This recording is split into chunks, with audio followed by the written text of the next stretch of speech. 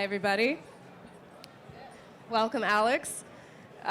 We were just saying backstage, it is such a pleasure to be doing this on a day where the market is up and Bitcoin is pumping. It makes our job much, much easier.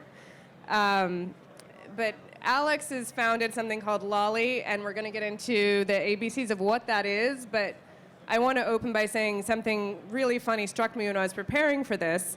And, you know, what you've built seems really straightforward on the surface in terms of, you know, an e-commerce app that rewards you in points, in this case, Bitcoin. And then it occurred to me that what you've actually built is the ultimate Trojan horse for anyone looking to get into the market without any risk and without any, you know, tedious process of having to KYC through exchanges, et cetera. So I'd love if we could just open with a little background on what Lolly is and how you built it. Yeah, thank you. Can everyone hear me okay? A little cool. closer. Okay. Yeah. My name is Alex Edelman. I'm the CEO and one of the co-founders of Lolly. We've created what we think is the easiest way for people to get into crypto. You just shop as you normally would at over 1,000 merchants, and you earn Bitcoin back as you would cash back with any rewards platform. So in many cases, we're setting people up with their first Bitcoin wallet. We're teaching them about Bitcoin. We're showing them clearly, you know, Bitcoin has gone up over time, which drives attention to crypto, and people start to ask questions about what Bitcoin is, why it's important for the world, and then they go deeper down the rabbit hole. Amazing. There aren't a lot of consumer-facing platforms in the space of crypto. I'm sure everyone here has heard of crypto. Everyone here knows what Bitcoin is. Some of you are invested. Some of you are probably on the edge of that thinking about it. But part of why it's hard is because there really aren't very many consumer-facing apps that are meant to capture the mainstream audience. Can you explain a little bit more about why that is and why you stand alone so much in that space? Yeah, absolutely.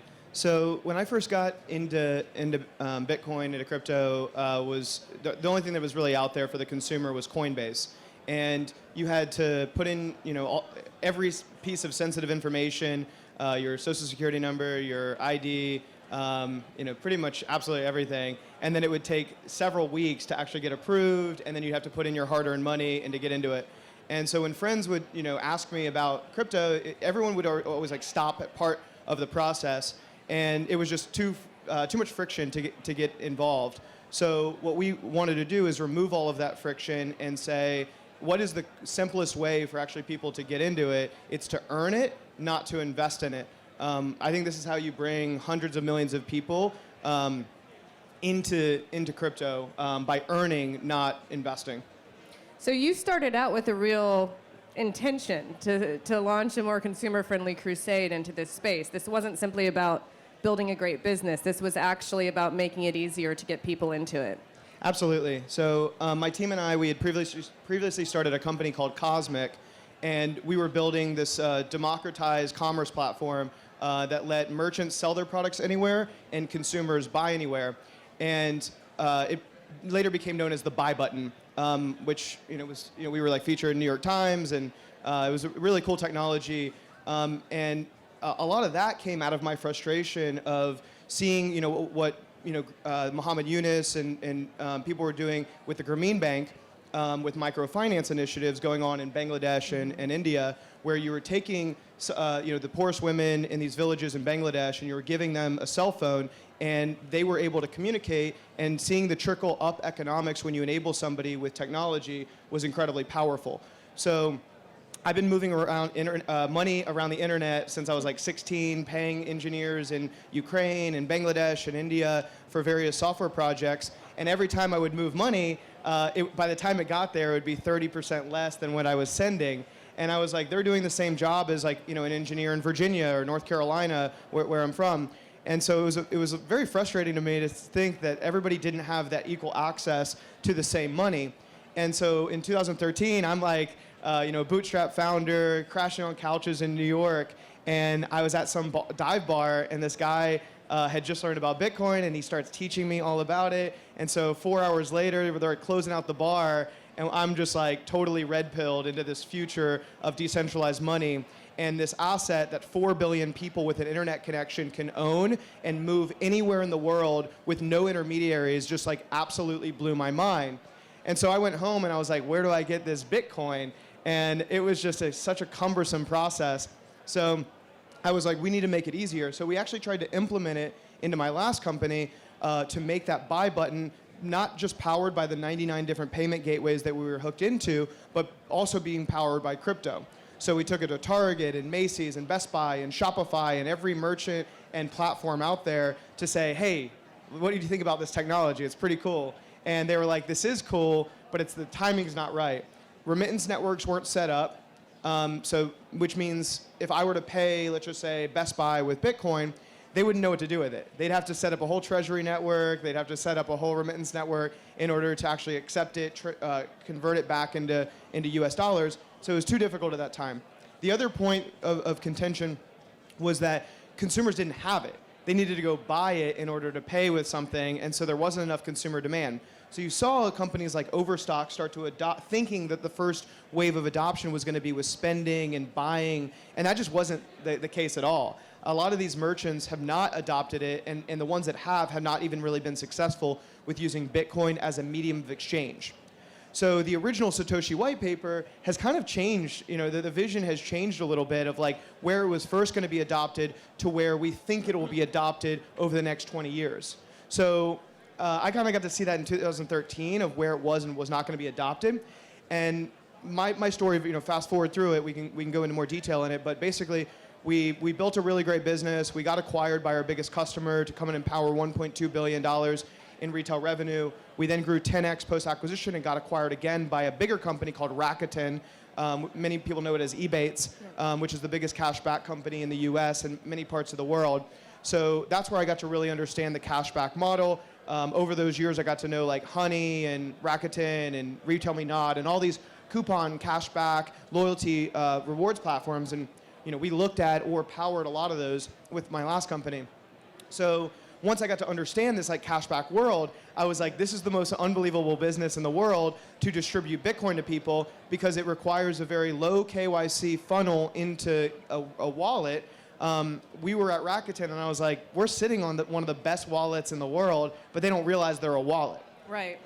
So that was sort of where all the ideas came from. It was like, Bitcoin's the future because it's too difficult to move money across 4 billion people. We saw the pain points of fiat currency. Fiat currency was not made for the internet. You need internet native money. And then we're building this like cashback functionality and building buy button technology. And we're like, this is an amazing way of distributing Bitcoin to the masses and really running a CAC to LTV arbitrage play across every other company. And that's where we got the idea. And here we are 3 years later. And it's been an amazing roller coaster. Yeah, it's incredible. And so you must have started building Lolly around 2018, correct, which was the year of the great crypto crash. So what would have given you the conviction in 2018 that this market would even be here in 2021? It's a great question. I think that when I look back, I do some angel investing, and I've been building technology for about 16 years now. And when I look at like perfect timing of a market, it's like timing is almost everything. You could build the best product in the world, but if it's 10 years too early, it doesn't matter. And so I think my last company, we built way too early. Like buy button technology is like happening arguably like right now. And it was very early to have built that. But we were like 4 years in to building, and then everyone started talking about the buy button, and then was the moment where we got acquired. So I think like building at the right time is incredibly important, and I felt like the first wave of adoption was mining. And that was a very difficult technology for many people to get into. If anyone's ever mined, it's like horribly complex. It's very expensive to get started. You need high computing power and a deep technical understanding to really run mining rigs and nodes and everything like that. The next wave was like 2013, 2017, which was about exchanges. So it was a wave of investing. And it was taking this like average consumer and saying, hey, you can invest in this new cryptocurrency or cryptocurrencies. And then this new phase is about earning. And so I felt like it was very intuitive at the time. I was like, there's hundreds of millions of people across the world that are used to earning rewards. There's, at the time, several million, maybe 10 million people across the world that had like gotten into crypto through investing. And when I looked at two of the most active, rabid, cult-like followings, it was like cashback rewards with Rakuten. I mean, we had people that would like send in unsolicited videos from, being like, I love my big fat check. I love my rewards. I love my coupons. Like people were rabid. And then you have the, Bitcoiners. I've been on like Bitcoin Twitter and crypto Twitter forever. And you just see that like rabid nature around this new form of money, this financial revolution that's happening. And there's nothing like it. Like once you go down the rabbit hole and you see this sort of like, this die-hard consumer, you just can't look away, and you can't like. It's almost religious. Yeah, and sometimes dogmatic, and it's really interesting because there is, especially if we're going back in time 12 years, a real philosophy around Bitcoin and everything that has stemmed from that, and all of the altcoins, et cetera. But people do get really religious. They get very dogmatic about it. Do you think that that's going to sustain as this reaches mainstream adoption, or do you think that the people that are coming into it now are going to maybe be more disconnected from Satoshi's white paper? It's a good question. I don't think that. I think that people that, like, once they see and understand the power of Bitcoin, they can't look away and they don't go back. Yeah. So just in my personal experience of like, I think price is the unfortunate but obvious way that people get into it. People see the price go up, they maybe buy a little bit, in our case earn a little bit. Like our whole thesis is like, you don't need to have a lot to get into it. Someone can earn $1. Like people earn way more than $1, but you can earn $1. And what the human brain does is, we're naturally curious beings. You see $1 become $5, and you start to question why it became $5. And we're constantly like looking at like the scarcity of resources, and we're saying like, look, I want more money, I want more resources in this game of life. And then you start to question, the principles of it. And when you finally understand that there's only 21 million of these things, and that it's the most perfect digitally sound, asset, it's digital gold, and that you can move it anywhere in the world, and it needs no intermediaries, and all this, it has like 13 years of proof of work behind it, and you have decentralized miners, and you have this like energy innovation coming into it. You have all this green energy that's been created purely to like mine Bitcoin. You really can't look away. It's like, it's honestly addicting and intoxicating, because I can't look at money the same way again. I look at like, fiat money, I look at, maybe new alternative currencies, and I'm just like, there's no way that this is the future. It's like, Bitcoin created the future, and there's other things that are starting to like complement that future, but you really can't look away. It's perfect money. Yeah, it is, and it is weird when you sort of like open your bag and you see $1 bill floating around. Like, looks like a receipt of a bygone era.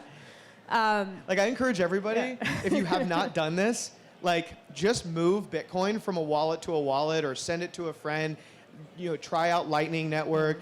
Once you do it, and you have to do it to really understand the power of it. Like, I can send money to anyone in Bangladesh the same that I could send money to you right now, and it's the exact same thing. Yeah. It's same time, same it's like friction. mind-blowing if you think about it. Yeah. So when we talk about the road to mass adoption, there are a few questions around this, but one is, we understand a big tipping point is when retailers start to accept crypto, whether it's Bitcoin or otherwise, as a form of payment.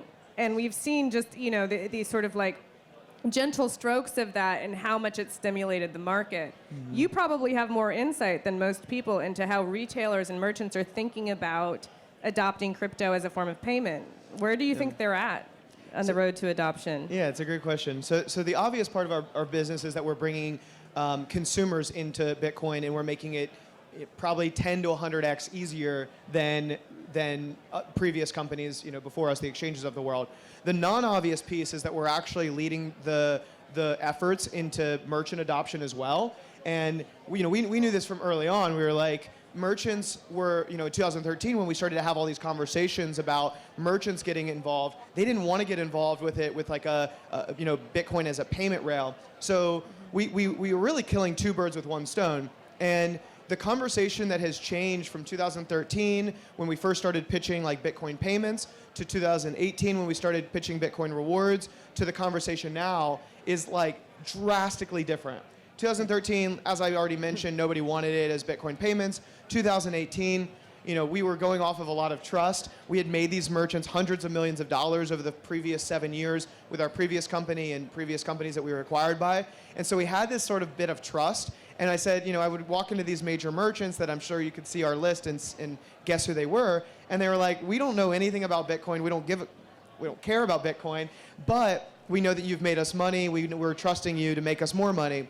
So very quickly we said, we made these merchants a lot of money, and then we started to go to their, we started to show their competitors, hey, if you don't join this revolution, you're going to get left behind. So there's this positive flywheel effect where we make merchants money, the consumers get to earn more consumers, get involved, consumers spend more money, and then we bring on more merchants because there's more consumers. So it's this beautiful flywheel with our business where we've now have over 1,100 merchants on the platform. I believe we have more major merchant adoption than any other crypto company in the world. And only 10 of our merchants, for a sense of scale, only about 10 of our merchants actually accept Bitcoin or cryptocurrency, whereas 1,100 of them are using Bitcoin as rewards every single day, and their consumers are actually shifting their shopping behavior, their earning behavior, because they're more excited about earning Bitcoin. And we just had a call with one of our top merchants, and we increased their sales 700% by doing a campaign with them. And they said we were beating all these cashback companies, all these points companies, and that was because we were showing that Bitcoiners have extreme buying power. They're rabid. When you bring in on a Bitcoiner, you can actually make more money for your business. So again, positive flywheel effects, and Bitcoin is proving its value to society in earning and clearly on the greater message, which is moving money around the world on the internet. Yeah, that's incredible. What you've built is incredible. Thank you for creating such an easy on-ramp into this world. I hope people here got really inspired today about how to kind of play around in it risk-free.